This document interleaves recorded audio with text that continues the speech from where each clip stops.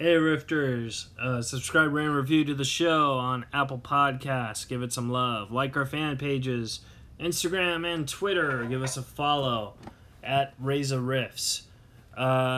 Couple things. My stand-up show at the Irvine Improv did get rescheduled to November. I'll let you guys know the new date when it comes out and all that jazz. I'm also on Cameo and Celebrity Voicemail. You could book me at www.cameo.com/KeithReza and www.clvm.com/KeithReza. I'll do a shout out. I'll say whatever you want. Anyways, also my stand-up special, Keith Reza Make It Happen, now on Mad Records.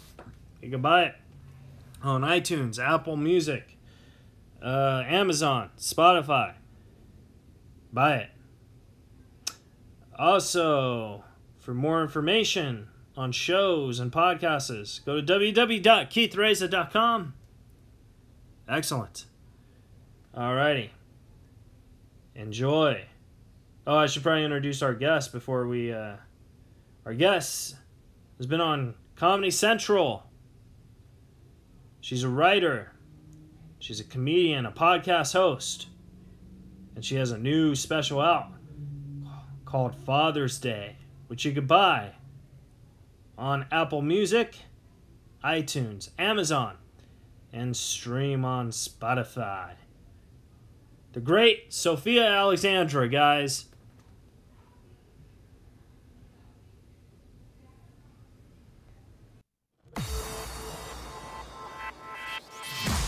You're listening to Reza Riffs with Keith Reza and Alan Lee, right here on LA Talk Radio.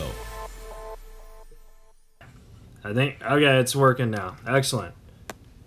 So Sofiya, are you in New York or Los Angeles? LA. Oh, okay. Why did I think you were in New York? I don't know. People always think I have that vibe. Do you? Yeah. Well, so you just released your stand-up special Father's Day that came out on Father's Day. Give me 1 second. Yep, I'm recording. Oh, Yes. oh, excellent. I was like, whoa, did you have to double check on that? I don't know. No, sorry. Do you want to start over? Oh yeah, sure. We can start over. Oh, so Sofiya Alexandra, right? Yes. Yes, you just released your stand-up special on Father's Day. That's right. Yeah.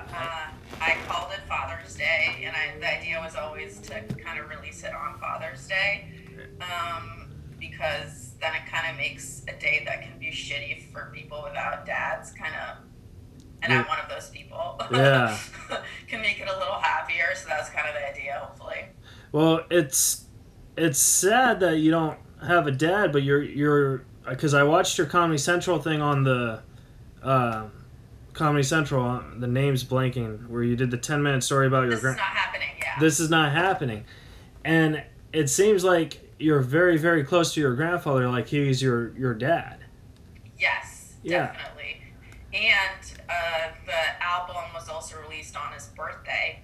So that was pretty cool. He, however, died only a couple weeks before that. But it did feel like the timing was kind of eerie, that, like, I don't know, there's little signs of him being around and stuff. Yeah. And so I felt like releasing it on that date actually did make something kind of difficult better. Yeah. Like, I didn't even know that my grandpa was obviously going to die, but I'm just saying that either way, it turned out to be a happier day than I would have, like, otherwise thought.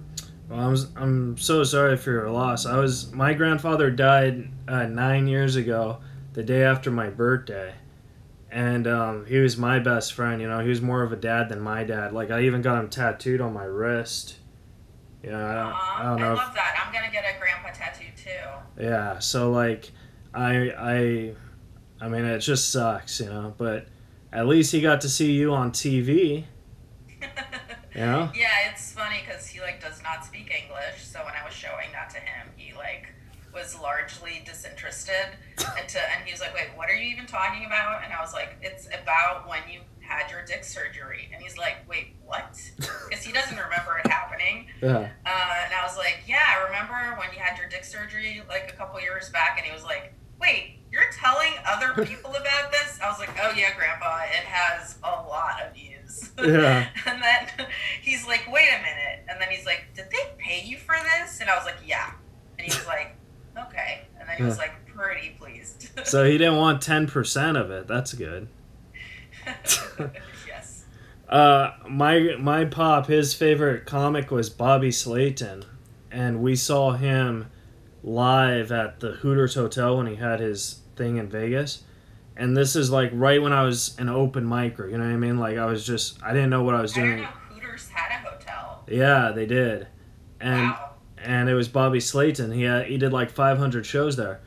And Pop's favorite comic was Bobby Slayton. And well, anyways, long story short, Pop died, and then like 4 years later, I got to open up for Bobby Slayton.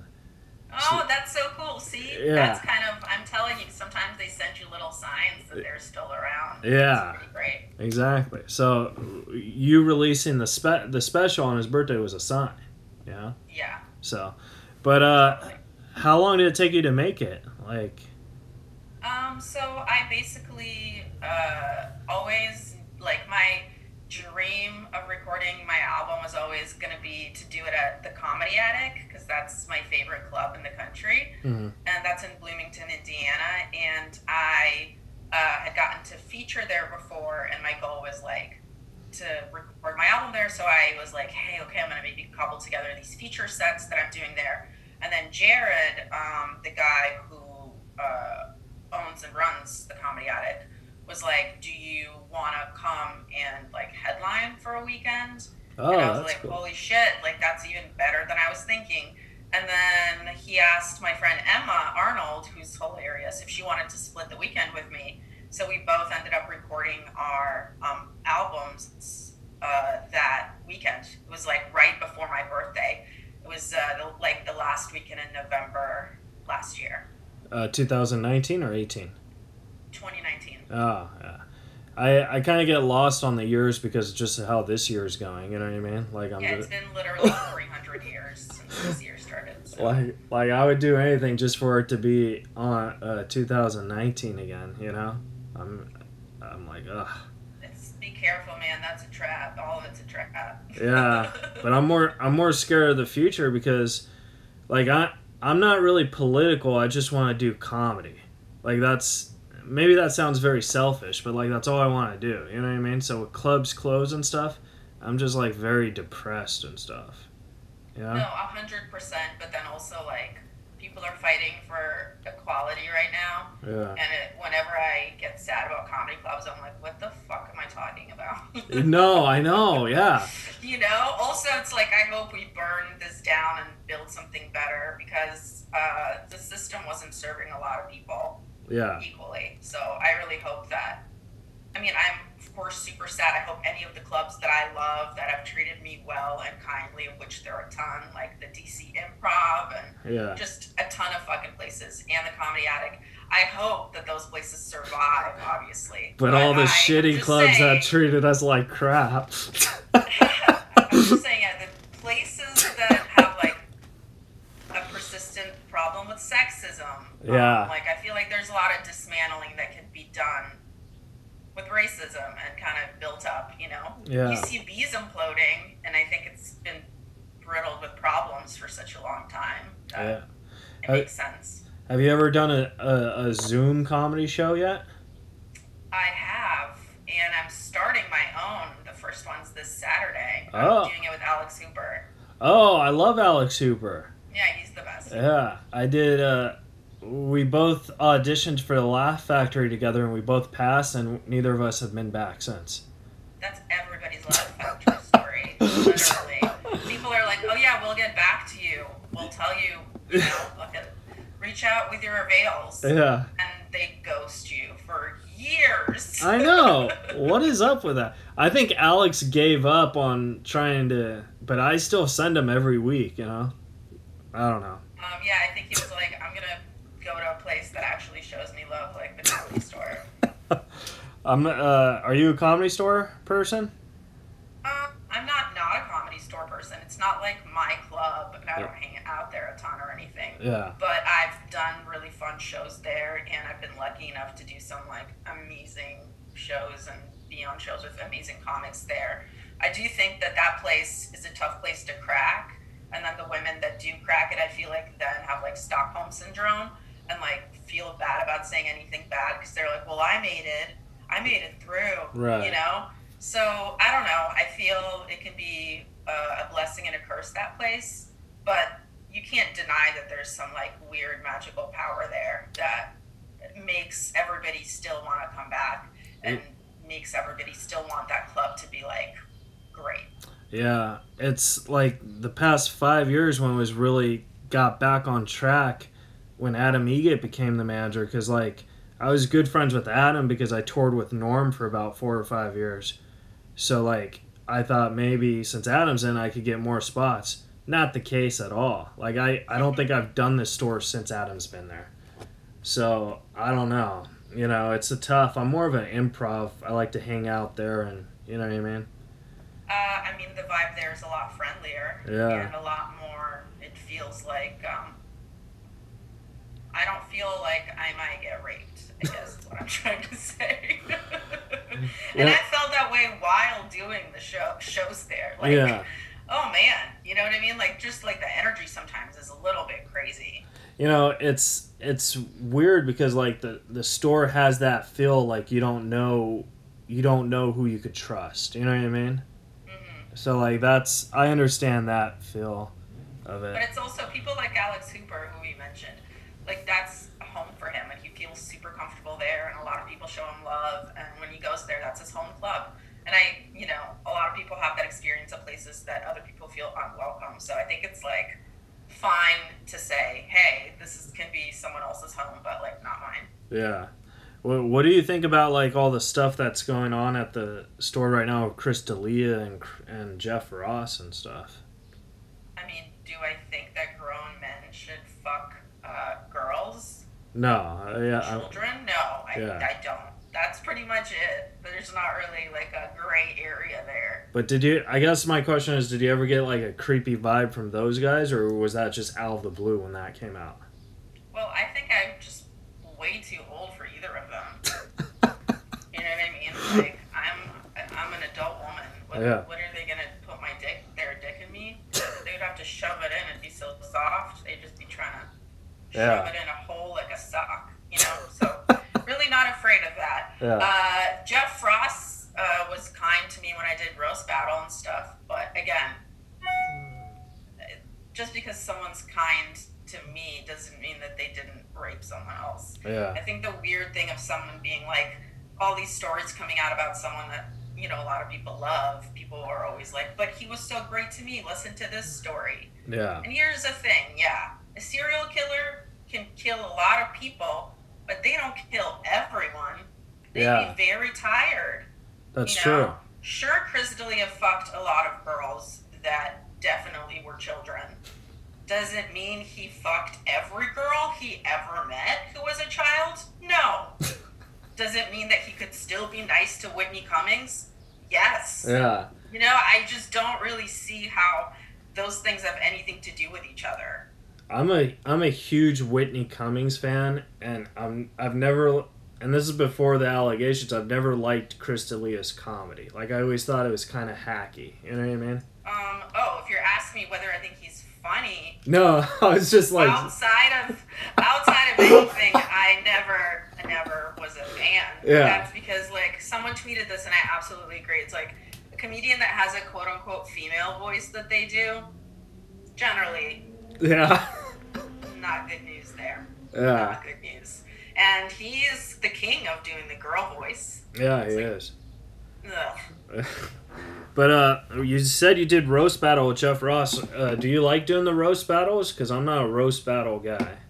I only did one, and I wanted to do more, but then I got cancer, and I was so sensitive that I cried all the time about anything, like commercials. So I was like, oh, I can't do roast battle again. Because, like, I'll just cry walking up there. I was like, I don't have the mental constitution. And then later, I guess when I did feel ready, my fire for it had like died down a little, so I just wasn't as motivated. I put so much of myself into so many other projects that I just kind of, that fell out as a thing I was doing. But yeah, I did one roast battle. Were you scared that if you did it again, they would have like made jokes about your cancer? Well, I just wasn't scared. I knew that it would happen. Yeah. And I just knew that I didn't have my normal faculties, so I just couldn't be sure that I would react like my regular self, and I just couldn't chance it that I would cry in front of somebody, especially if they were like a shitty comic or something, you know? Yeah. So I was like, I can't really do that until I feel like I can handle it. So then... That's very interesting because I feel like I never had cancer, but I feel very similar because I have autism. And when I did the roast battle, it's like they all made jokes picking on my autism, and you know, at some cases they would use the retarded word and stuff, and that's totally different than autism. So it was just like, I don't really like roast battling. Like, I don't think it makes you funny. Yeah, well, the thing is, it's built on everybody's gonna get insulted in the most horrific way. Yeah. It's just, I think, like, there's a different vibe when you're in any kind of a minority sometimes. Some people find power in it, and that's amazing. I mean, Robin Tran's amazing. She's so funny to be trans and go up there and crush that hard when, like, people are playing Dude Looks Like a Lady. Right. You know what I mean? Just even that would probably, I don't know if I could do that. And she doesn't give a shit. She's fucking hilarious. So I feel like it's really personal. The idea that everybody can like chill if everybody's being insulted, I think is something we'd like to believe. But when you get picked on a lot already, it's might be harder to do. Yeah. That's all. You know, I'm so glad this Zoom thing worked, because if it didn't work, I was going to call you on 855 Dad for you. So that's a hotline that I did not launch yet because I thought it would be kind of hilarious when people started calling it that it wouldn't be available for a while, and I'd be like, welcome to having a fucking dad. He's not around. Yeah. So yeah, but I actually do have like it's like 10 little messages that are gonna go up. Oh, really? Wow. And then I'll pimp it on my like social media so that people can actually call and have some fun. Yeah, that's a great idea. And and then you have a card one, right? Yeah, I have sad dad cards. They're like 20 like sad dad jokes essentially that I think are funny that me and my friend Nick Ross made. He's an illustrator. He did a great job. And we kind of brainstormed them together, and I've been dropping one every day since the 21st, since Father's Day. I have about like a little bit less than a week left, I think, of them. Yeah. But you can get them from my website, and 10% goes to Black Lives Matter. That's awesome. When comedy gets back up again on merch, are you going to sell those cards too? Oh, it's all available now, yeah. Yeah, but I meant like after shows and stuff, when people... Oh, yeah. Trust me, I have boxes of them. Fucking, they better sell, because, goddamn it, I don't want to lug them around. My other merch is earrings, because I was like, at least them shits are small, so... Yeah. You know, if I end up toting all that cardboard, you know, all those postcards around, at least I'll have also a very small, tiny bag of earrings that I'm selling. So I was like, maybe it'll even out. I don't know. Do you ever get like kind of weird when you're on Zoom, like thinking like maybe someone in the background that you don't know is, or maybe like your husband or something is in, and you don't like, he doesn't know you're on a Zoom, and he like just takes one of those books off the counter? You know what I mean? No, because we have a puppy right now, so we can't leave the puppy alone. So anytime one of us leaves where the puppy is, we like check in and we're like, okay, it is now 1:45. I just took the puppy out. I will be gone for exactly 1 hour and 30 minutes while I'm recording the podcast. This is on you. And then we leave the room, and then the other person is like, okay, timer set. What kind of puppy do you have? Like, what kind of dog? He's a Labradoodle. Aw, I got a He's beagle. real smart and real dumb at the same time. Yeah. Like, beautiful. Beagles are just like that too. Really smart and really dumb. Like, he is such a doofus. Just watching him run and slide around everywhere, I've laughed so many times since we've had him. It's insane. now, a couple questions I actually did have because I'm very curious. You're from Russia. Have you ever performed in Russia? No. So I grew up in Odessa, Ukraine until I was 11, and then we moved to LA with my mom, me and her, and then basically I've not been back since. So my mom has come back once for like her college reunion, I believe. Yeah. It was like before the war really started. So yeah, and I haven't been, and I'd like to go. So that would be one of your goals to perform there? Yeah, I mean, it'd be amazing to perform like everywhere in the world. Yeah. I don't know if there's enough English speakers, so I would have to like translate my comedy back into my original language, which would be really interesting because the style and the phrasing and the structure of jokes is just so different. Yeah. Tom Rhodes did that where he performed everywhere around the world and he like released an album. He's one of my favorite comics and I tried listening to it, but it was just so hard because there's so many languages out there. You know what I mean? And I thought that was a real big talent. Like, I would like to do that. Just yeah, super cool. Yeah. I was watching Unsolved Mysteries. Have you seen that on Netflix yet? No. Well, it's nothing like Raymond Burr. I was gonna make a Raymond Burr joke, but whatever. And so the special is on Apple Music, Spotify, Amazon. It's been out for about a month. Are you like writing material for a second album? Yeah, I actually already was like, now that we've popped the cherry, like I definitely want to start on another one as soon as possible. That wasn't like obviously all my material because it was a pretty quick special. It was 30 minutes that I just like thought went together. Yeah. You know? It was really like specifically I cut jokes that I was like, well, either this didn't do as well as I wanted it to be on this, or it needs more work, or it doesn't have a home, you know? So I cut all that kind of stuff. And I also have obviously written new stuff since, so I'm excited to start putting it together. And I definitely want to do a lot of stuff about my grandpa, because there was such a huge response when I did like a Twitter thread about about a bunch of facts about him. Yeah. And just like the way that his casket didn't fit in his grave at his funeral. And that was just like such a hilarious joke, honestly. Yeah, so there's a lot of jokes that I want to make that have to do with him. And I think that'll be a really cool project whenever that gets put together. You know, I love you very much, but I feel like I'm making you cry. So I feel oh like... Oh my God, not at all. I feel like, oh God. Like... No, if you wanna laugh for 1 second, this is some of my grandpa's VHS porn. Oh, nice. He had good taste. Yeah, right. I mean, pretty funny. See, now you're not sad. Yeah.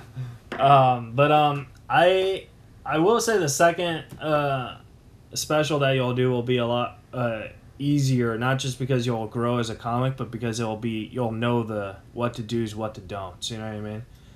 Like and there won't be so much pressure for it to have been like summing up my last fucking 10 years of comedy, because I just gave up the ghost on that. I was like, no, it's a first album. Yeah. It's not an album that sums up everything you've ever done. It's not an encyclopedia of albums. It's just a moment in time. So you got a lot of pressure to do it then? By like... No, it's all self-imposed pressure, you know? Yeah. Feeling like, oh fuck, like... Yeah. I don't know. I was talking to a lot of my comedian friends that are women, and I think like we basically all kind of agreed that a lot of our guy friends released their first album at like 5 years, 6 years in, And a lot of women wait for so long because we're like, well, hold on. Is it good enough? I don't know. Am I good enough? Should probably wait until I'm perfect and this album's perfect. And it's like, no, there's no perfect. Let's just get that out of the way and let's just start making our art available to people. That's funny. I never, but now that you said that, 5 years in was when I did my first special. There you go. But Ida Rodriguez, who's one of my best friends, I call her my comedy mom. She's done it, I don't know, for 14 years. She just released her special 2 years ago, and then she released another one. So, you know, maybe that's the path for the ladies, yeah, you know. I'm saying that really, like, I think you'll see that that's a pattern. Yeah. Wow. And then, like, well, meanwhile, I have to wait 5 years because I'm not comfortable with my material. Well, Sofiya, where can the folks follow you? On Facebook, Twitter, Instagram? Well, I am the Sofiya, Sofiya on Twitter and Instagram. And obviously get my album Father's Day. It's everywhere. And buy it instead of stream it if you can. Because comics don't really make money from streaming. That is FYI. That's 100% true. Especially, like, Spotify. I think it's great, but it's terrible at paying, you know? Yes. Like... Yes, we make so little money off of that it's like, it's just laughable. So please buy albums when you can. And I also have 2 podcasts. One is about love and sex around the world. It's called Private Parts Unknown. And my other one's about 90 Day Fiancé, the TV show. It's called 420 Day Fiancé. Oh. Last question before I let you go. Have you ever done the Rec Room in Huntington Beach? The Rec Room? Yeah, I think so. That sounds really familiar. Well, because I co-book it. So I was going to say, when this is all done, you should come down and hang out. Oh, I love it. Do a spot. Who do you book it with? Kenny Weber, Hunter Hill, and that's it. So. Then I've never done that show for sure.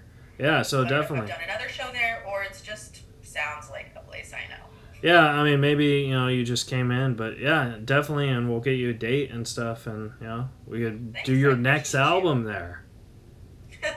Yeah.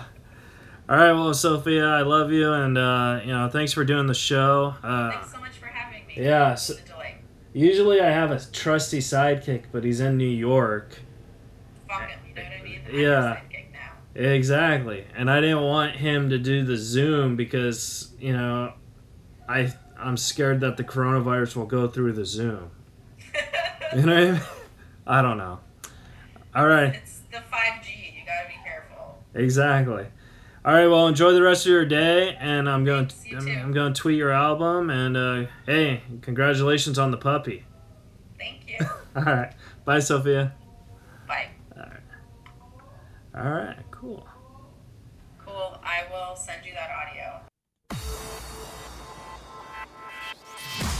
You're listening to Reza Riffs with Keith Reza and Alan Lee, right here on LA Talk Radio.